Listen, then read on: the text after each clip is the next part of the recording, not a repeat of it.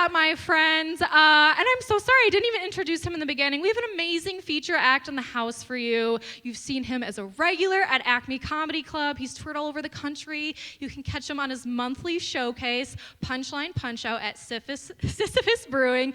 Please give it up for your feature, Trevor Anderson.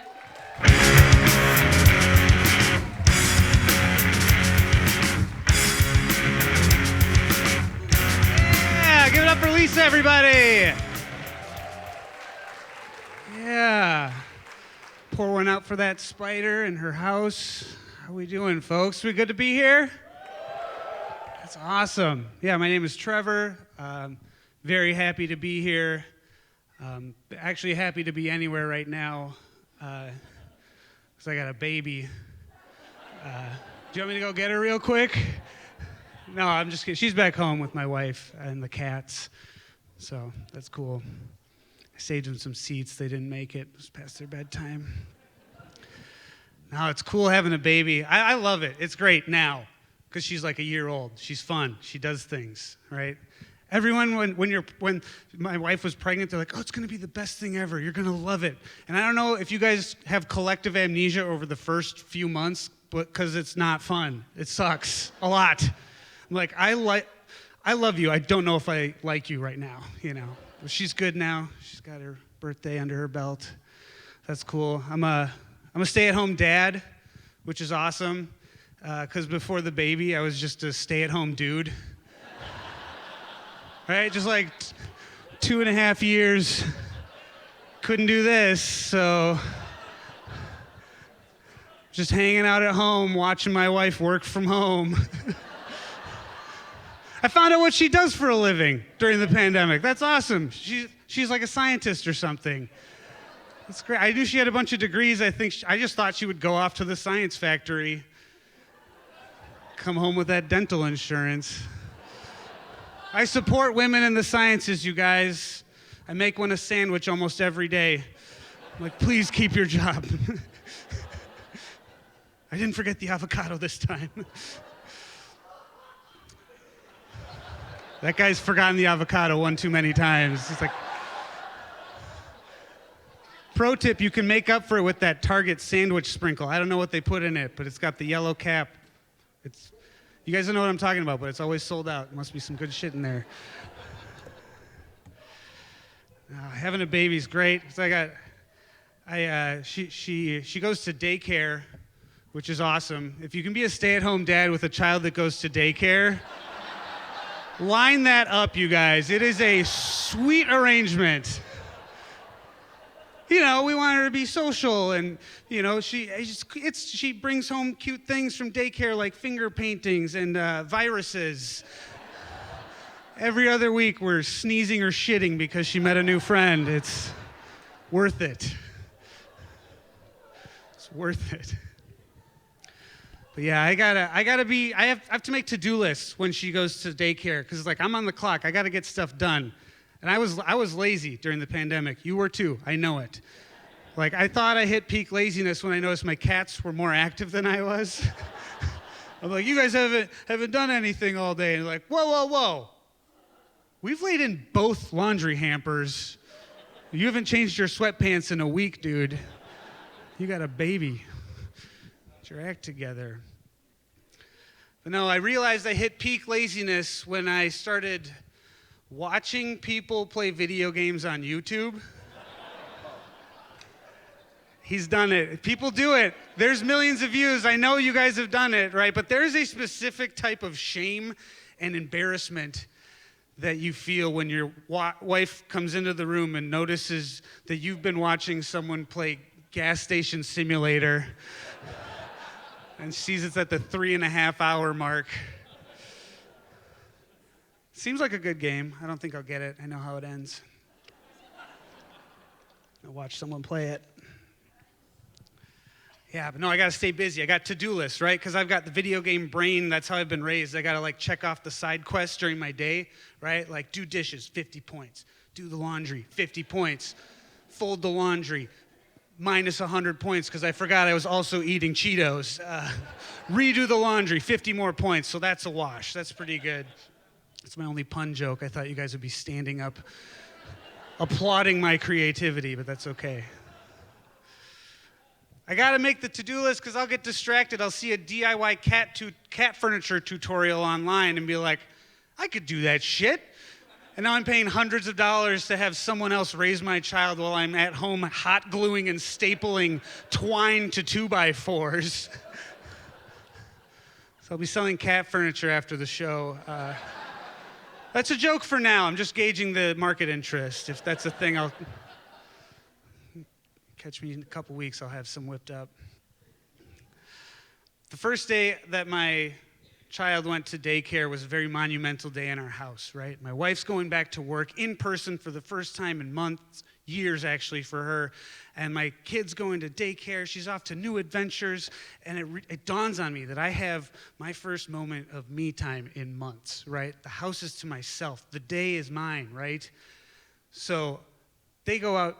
She's got the car carrier, leaves the door clicks. Within seconds, I get ready for my me time, right? I roll over in bed, grab my phone, and I forget that the Bluetooth automatically syncs to the car in the garage. So this monumental day, the soundtrack to my daughter on new adventures was, you guessed it, me watching someone play Gas Station Simulator. Surprisingly easy to jerk off to. I zigged and then I zagged, you guys. That's what you get here at the Fitzgerald Theater. I got to take care of myself now. I'm 34, and I don't have segues. I'm the middle guy. It doesn't matter. I'm 34, and I used the pregnancy, my wife's pregnancy, as my last hurrah for eating garbage, right? Because I can't do that from now on. I got to shape up, get some salads. But when she was pregnant, I was like, are you craving anything? What's the baby hungry for? Do we want pizza? I know we just had pizza yesterday, but I'll go get more pizza for our family.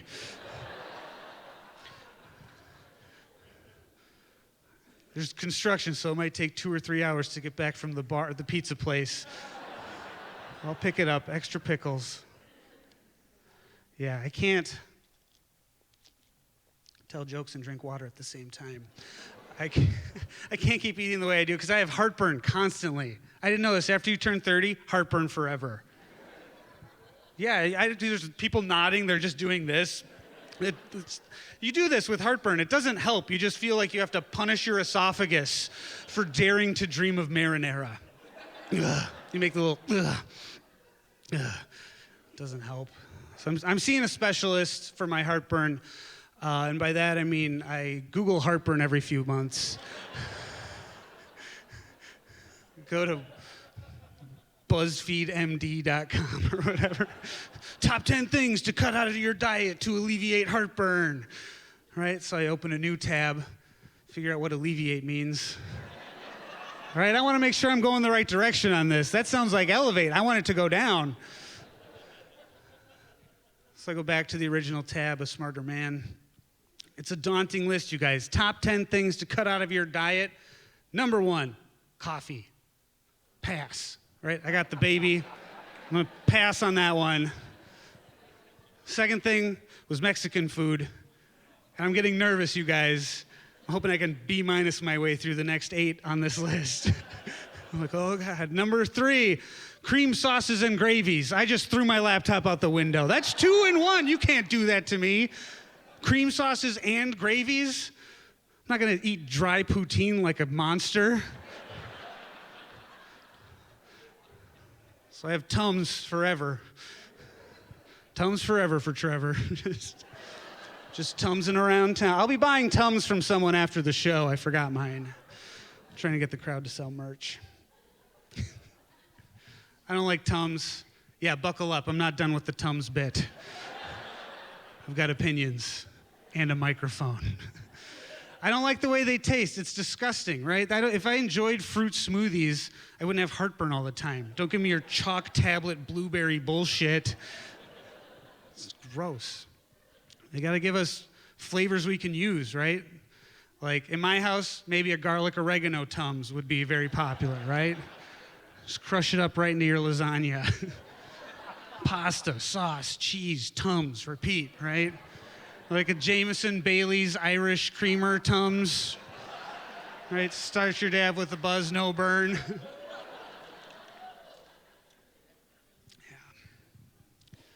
Starting to get my act together. I went to the dentist for the first time in 10 years. Yeah, awkward silence is what I heard when I called to make that appointment. She was like, 10 years? Any other millennials marrying into health insurance? It's wonderful. I go to the office, and when you're a new dentee, you have to fill out all this paperwork. I don't know what it's called. They give you this clipboard. It's gotcha questions. I don't know the answer to any of this, right? Like, who was your previous dentist? Rick. Dr. Rick. Next question, where was their practice? Back home, I don't know. Can I call my mom? I don't know the answer to any of this. Rick's retired. He doesn't have files to send you if that's what you're hoping for. Rick's fishing. Good for Rick. I hand her the slip. She doesn't even look at it. She's like, is this your parents' insurance? Or, I was like, it's my wife's, but thanks for pointing out to all my waiting room buddies that you don't believe in me. Right? She felt bad. She's like, no, I'm sorry. You look kind of young, and I didn't know. And to be fair, I looked pretty young that day. I had this adorable little sailor outfit on. Right, little white shorts above the knees. I was skipping in with this lollipop. They're like, get rid of the lollipop. This is the dentist's office. I was like, okay, spin my propeller. I looked young is all I'm saying, you guys. That's an honest mistake. I get through phase 1 at the dentist. Now I'm at the boss. The dentist is continuing her questions, right? And you can't lie to a dentist, right? They know. She's like, how often do you floss? Did you just have Oreos before you came here? And I'm like, you're good. You're real good. You didn't even x-ray or nothing. How'd you know? Round of applause. Who flosses every day here? Some people politely raising their hand. I can't damage my flossing hands. That's who I know is the people who wooed are like on dates and they're like, oh, I'm not gross. You'll find that out later. I told her the truth because I'm not going to lie to her. I'm like, you know what? I floss every day for the 2 days leading up to this appointment. Real cram for the exam kind of guy, right? I was up all night studying, Doc. How'd I do? She was like, I get it. It's a hard habit to get into, right? She suggested the floss pick things. You guys know responsible people with purses are nodding, who don't care about the oceans. Yeah, I'm an environmentalist. That's why I don't floss. I do it for the turtles. This is not my first bottle of water today. I told her I've tried the floss pick thingies, and I don't like them. They don't work for me. I don't understand why every company makes them blood flavored. Everyone, that's a weird choice. They gotta give us like a garlic oregano floss or Jameson Bailey's. You guys are fun. You guys are super fun. Before I get out of here, do you guys like music? I mean, you know, there's a guitar here that nobody on stage so far has touched. Someone probably will. Do you like music? Yeah, okay. Right, like what's your favorite kind of music? Rock. He was like, don't say something racist. Don't say something racist. Don't say something racist. That's good. That's a safe answer. Rock, I guess. Put the guy who I guess likes music in the front row. Good. No, everybody says, they always say a little bit of everything, which is the only people who can say that are the people who compiled the track list for Now That's What I Call Music. Volume 1. Volume 1, look it up after the show. It's a bonkers compilation of hit tunes from 1999. Makes no sense, right? Like Barbie Girl goes right into Karma Police. Aqua and Radiohead don't hang out, let alone be back-to-back. There's one-hit wonders, mega hits, right? Janet Jackson's like, who are the cherry poppin' daddies? And why am I on a CD with them? It's an aggressive name for a bunch of band geeks. Sexy. There's some sexy tunes on there, right? They got those sexy Hanson sisters on there. And I know now, but you can't help the way you feel when you see a music video for the first time in 7th grade. If you're pretty, you're pretty. I don't make the rules, right? A lot of middle school dance boners associated to that album. Confusing ones too, right? They got this song by Casey and JoJo on there, right? All my life, I pray for someone like you. And you're at the middle school gym like, oh shit, this is hot. Well, that song, if you listen, it does self-chaperone itself immediately. It's like, close to me, you're like my mother. Close to me, you're like my father. Like, not that arousing anymore. Then Bop comes on and you're rock hard again. I don't know, guys. Hey, I'm Trevor Anderson. Enjoy your headliner tonight. Thank you.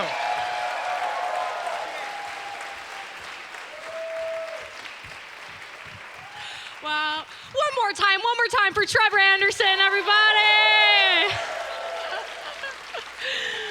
Amazing.